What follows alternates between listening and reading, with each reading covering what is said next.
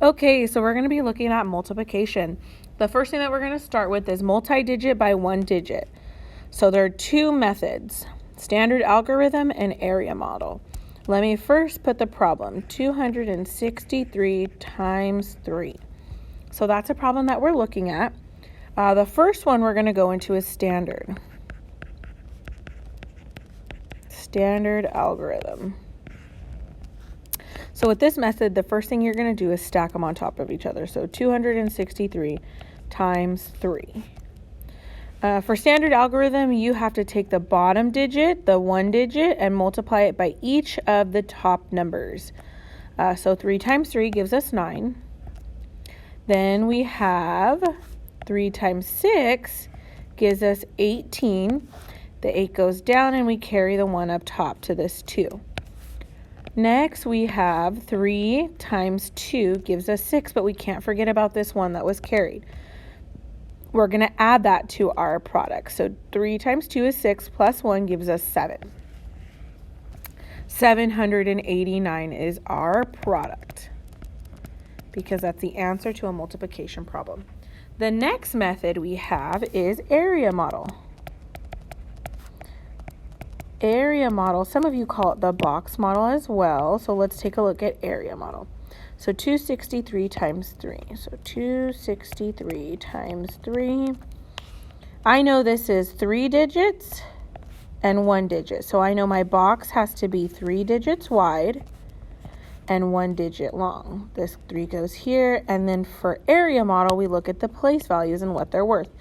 This 2 is going to go here, but it's in the hundreds place, so that's 200.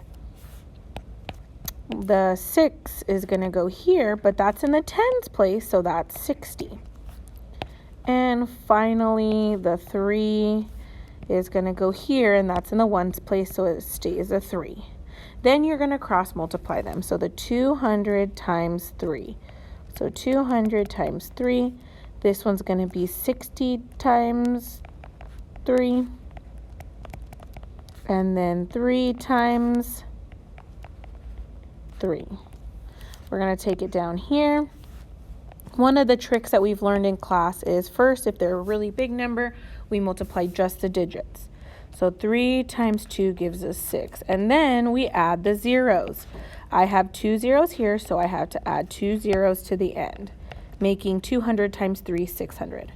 Let's try that over here. 6 times 3 gives me 18, but I have a 0, so I know I need to add 1 0, making it 180.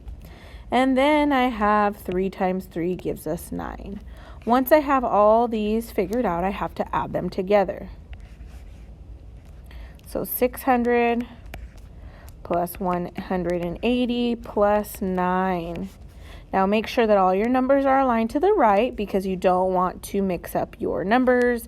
If they're in the wrong place value, you're going to get the wrong product. 0, 0 plus 9 gives us 9. 0 plus 8 gives us 8.